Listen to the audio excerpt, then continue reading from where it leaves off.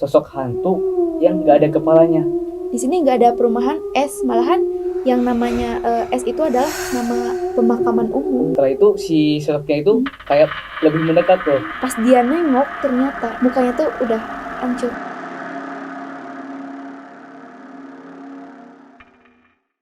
Halo guys, kembali lagi bersama aku Tanti Rahmawati.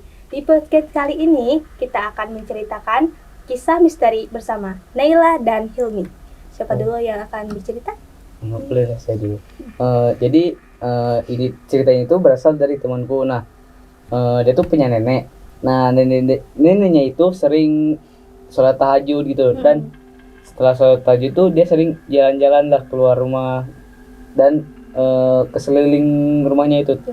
Nah, pada suatu malam si neneknya itu seperti biasalah bangun jam 1 pagi, jam 1 sholat tahajud dan keliling-keliling. Nah, kali ini tuh si nenek itu keliling-kelilingnya itu bukan sekitar rumahnya aja, tapi sampai ke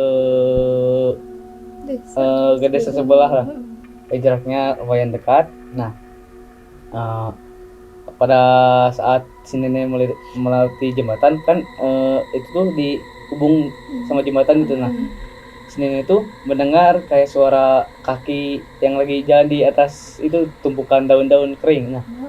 Nah pas ngelihat ke bawah, si nenek itu melihat seorang laki-laki lah lagi berjalan sambil membawa anjing gitu loh. Si nenek pun berpikir, ini kok orang jam segini jalan di sungai ya, lagi ngapain bawa anjing pula, perasaan orang-orang kampungku gak ada yang mau melihara anjing gitu. Akhirnya dipanggil lah sama si nenek, mas lagi ngapain kok malam-malam gini ada di sungai. Tapi si bapak-bapak tersebut tuh kayak diem aja gitu loh, kayak gak mendengar omongan si nenek tuh.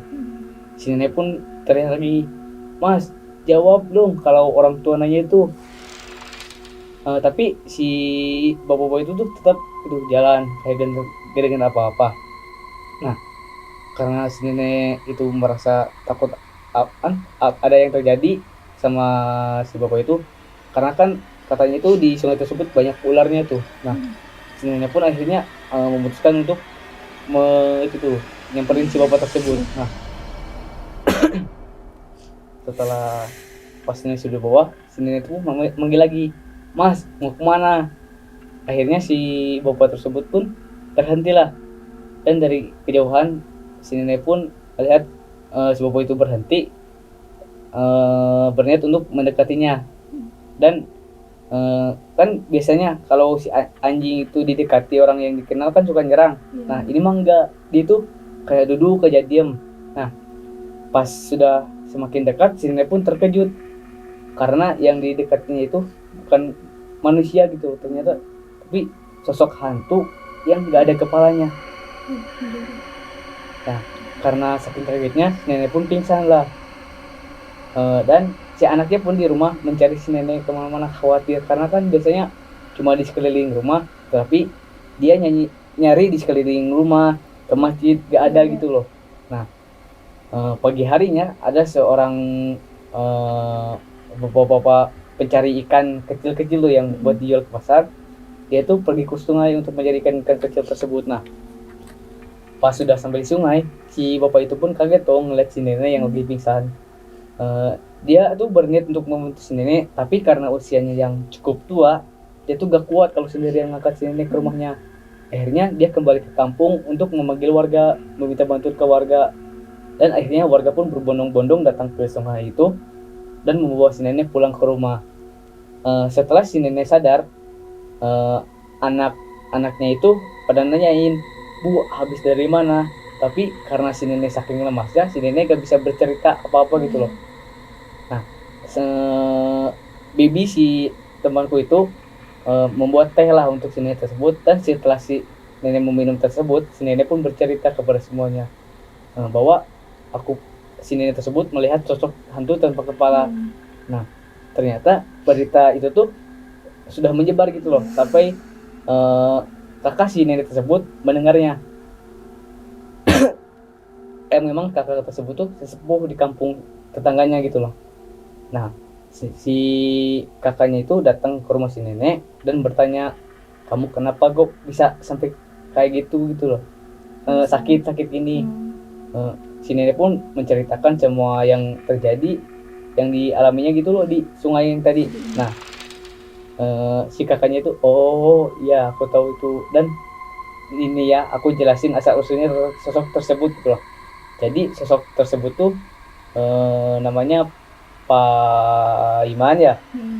Dia tuh salah satu pejuang Indonesia yang ya cukup terbilang sederhana lah hidupnya. Sebenarnya sosok itu tuh gak jahat gitu loh. Dia tuh dulunya pas zaman kolonial Belanda, dia tuh suka mengambil harta penduduk warga tersebut yang diambil oleh Belanda. Jadi diambil lagi oleh dia dan dibagikan kembali ke warga itu tuh. Nah, suatu hari dia tuh ketahuan sama ya pasukan Belanda, dia sedang mengambil barang-barang tersebut. Dan dia pun dijatuhi hukuman pasung dan si anjing tersebut. Nah, jadi sekarang tuh dia sering berkeliaran di situ tuh karena sungai itu tuh jalan untuk dari rumah si Bapak Paiman tadi ke tempat kolonial Belanda. Kalau aku ini cerita aku pernah baca di salah satu situs gitu. Jadi ada sebuah desa, kita bisa panggil aja desa ini desa A gitu. Nah, dan katanya desa ini tuh bersebelahan dengan desa gaib katanya. Jadi kalau misalkan ada orang yang mau lewat ke sana gitu, pasti ada aja atau gak digangguin gitu sama hal-hal yang kayak gitu. Apalagi orangnya punya niatan gak baik lah untuk ke desa itu gitu, pasti aja itu. Nah, kayak pernah suatu malam gitu ada seorang pemuda, dia baru pulang dari kantornya dan itu tuh udah larut malam gitu. Dia mengemudi mobil, tiba-tiba ada yang memberhentiin, itu tuh sosok cewek pakai gaun merah, tiba-tiba ngeberhentiin lah. Dan si ceweknya itu minta untuk diantarkan pulang.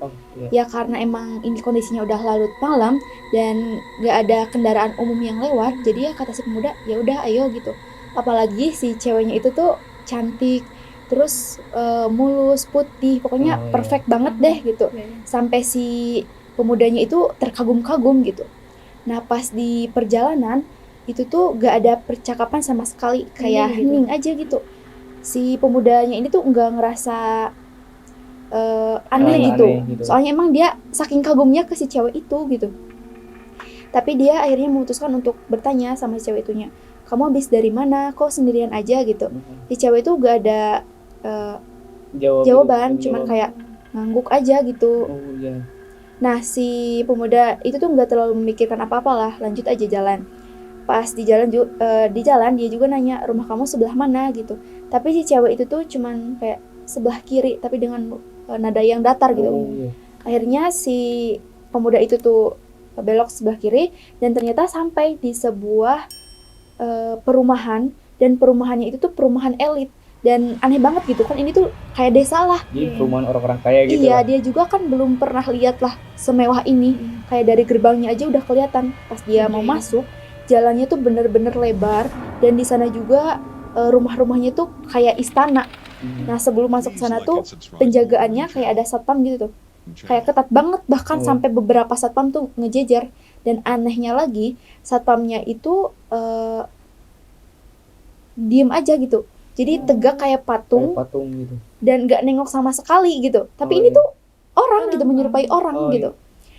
Akhirnya si pemuda lanjut aja deh sampai nyampein ke rumah si cewek itu gitu. Sampai ke rumah cewek itu, pas si ceweknya mau keluar, si ceweknya tuh bilang gini, apa kamu mau nginep gitu. Sontak si pemuda ini tuh kaget, kayak ini tuh baru kenal gitu. Baru kenal kok ngajak nginep gitu. Tapi di pikirannya juga ada rasa senang tersendiri. Bahkan sampai pikiran-pikiran negatifnya tuh ada di pikiran dia gitu loh. Tapi karena emang udah larut malam dan dia juga capek habis bekerja, jadi dia memutuskan untuk menginap dan bersama si cewek ini tuh besoknya lagi gitu. Dan dia pulang lah. Pas mau pulang, dia tuh nggak nemuin sama sekali pintu keluarnya gerbang tadi. Sampai hampir 2 jam dia muter-muter itu tuh nggak ketemu. Kok bisa ya? Pas udah 2 jam lebihan, akhirnya dia bisa tuh keluar dari perumahan itu sampai ke jalan utama lah. Oh iya. Tapi anehnya tuh kok ini dia tuh berada di gang sempit dan jalannya tuh udah pada rusak gitu. Aneh banget. Gak semulus dan selebar tadi gitu Iya, ya. beda banget sama tadi perumahan tadi gitu. Tapi dia nganggapnya itu cuman halusinasi, mungkin karena dia capek juga kerja gitu. Nah, keesokan harinya kan dia memutuskan untuk kembali lagi ke perumahan tersebut gitu. Nah, kita bisa panggil perumahan S aja ya. Oh iya. Nah, pas dia ke sana, tiba-tiba di tengah jalan tuh kayak dia udah muter-muter tuh berapa jam. Kok gak ketemu sih perumahan yang kemarin gitu. Sampai pada akhirnya dia nanyain ke warga setempat, "Pak, kalau perumahan ini di mana gitu? Perumahan S di mana?" Dan warga sekitar tuh bilang, "Di sini nggak ada perumahan S, malahan yang namanya S itu adalah nama pemakaman umum." Gitu. Dia kaget lah, dia takut, dia kaget, tapi dia nggak percaya gitu. Masa sih orang tadi malam saya kesini ada gitu. Akhirnya dia ngebuktiin sendiri buat nyari apa bener itu nama kuburan. Akhirnya dia nemuin deh, ternyata beneran dong, itu kuburan. Di sana dia bener-bener takut banget. Akhirnya dia mau pulang, putar balik. Pas mau pulang dari kaca yang depan tuh, yang di atas ya, ada pantulannya tuh sosok cewek berada di belakang, ya di belakang mobilnya. Tapi beda kan ya, waktu kemarin tuh si ceweknya bergaun merah ya, ini memakai baju putih gitu. Pas dia nengok ternyata mukanya tuh udah hancur, beda banget sama cewek yang kemarin. Tapi kayaknya sosoknya masih yang kemarin, cuman dengan wajah dan pakaian yang berbeda gitu. Sontaklah dia tuh di sana kaget dan pingsan. Dan ditemuinya tuh besoknya lagi sama warga setempat gitu. Dalam keadaan masih pingsan. Iya, dalam keadaan masih pingsan gitu. Pas dia udah sadar, akhirnya diceritain lah sosok si cewek itu ternyata dulunya tuh adalah korban pemerkosaan yang dibunuh di mobil itu, dan dibunuh di mobil terus dimakamkan di pemakaman itu. Jadi dulunya si cewek itu tuh numpang untuk pulang. Sama kayak tadi. Iya, numpang pulang dan diperkosa di mobil terus dibunuh dan jasadnya tuh dimakamkan di sana gitu. Gitu. Tentang kasus ada lagi sih aku pernah baca di satu situs. Nah, jadi ceritanya itu dimulai dari wanita yang pindah kos-kosan yang berada di daerah Bandung gitu loh. Dan di kamarnya kos-kosannya itu ada jendela yang menghadap ke sungai gitu loh. Nah, di hari pertamanya dia pindah itu, dia mengajak teman-temannya lah untuk ya kayak merayakan kalau aku tuh baru pindah kos-kosan di sini. Nah, pas malam hari dia pergi ke rumah temannya untuk mengajaknya menginap di kosan tersebut, karena ya kalau pindah pertama kali mengadaptasi ya kayak masih ada takut-takut gitu loh. Nah, di awal pindahnya itu dia tuh sama temannya sambil mengerjakan tugas dan ngobrol-ngobrol bercanda ria lah. Tak terasa waktu tuh sudah menunjukkan jam 11 malam. Padahal pas dia terakhir ngecek itu jam 8 malam gitu loh. Karena mungkin saking sibuknya mereka mengerjakan tugas, jadi gak sempet gitu untuk ngecek jam. Nah, pas mereka lagi beres-beres tuh barang-barang tugas, mereka tuh bunyi kayak krek dari arah jendela itu loh. Nah, mereka pun ketakutan dan sontak langsung tidur lah. Nah, keesokan harinya mereka berdua tuh bangun, tapi si cewek itu tuh dibangunkan oleh temannya gitu loh. Dan mereka pun melakukan kesehariannya seperti biasa kayak pergi kuliah. Nah, sepulang kuliah si wanita tersebut tuh mampir ke minimarket untuk membeli makanan instan gitu loh.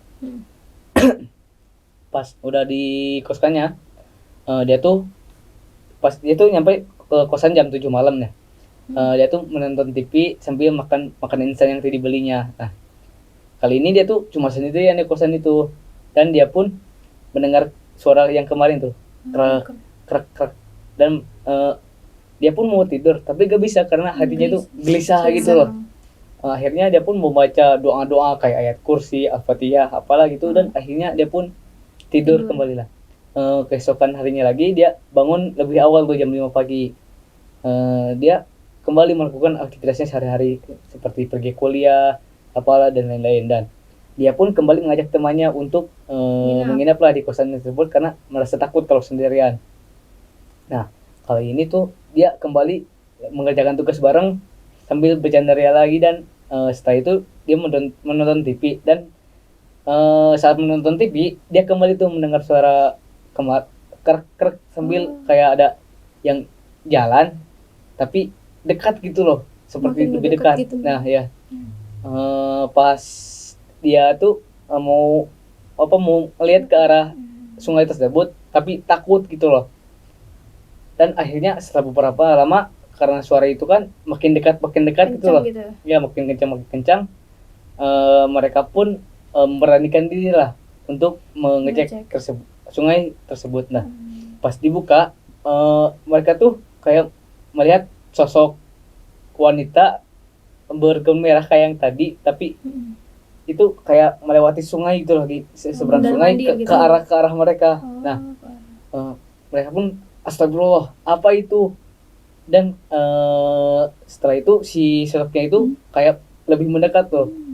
Dan sampai di jendela mereka pun ketakutan lah, tolong. Nah, sontak si ibu kos dan anak kos yang lain pun mendengar suara tersebut dan untuk memutuskan untuk menghampiri kedua wanita tersebut.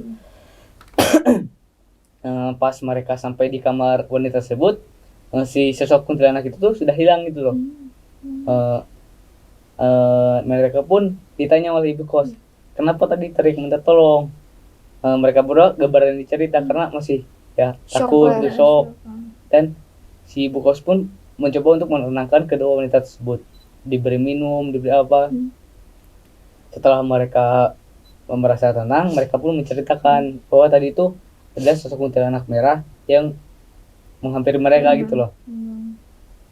Dan si ibu kos pun menceritakan asal usul si kuntilanak merah tersebut. Konon tuh katanya di sungai tersebut terjadi pembunuhan yang menewaskan wanita muda yang sedang hamil itu loh. Hamil luar nikah ya. Dan si mayatnya itu dibuang itu di sungai tersebut. Jadi kayaknya si kuntilanak itu lagi mencari sosok itu loh untuk membalaskan dendamnya.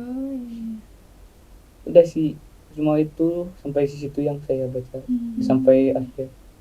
Oke, itu aja. Oke guys, jadi segitu dulu podcast kali ini. See you next time.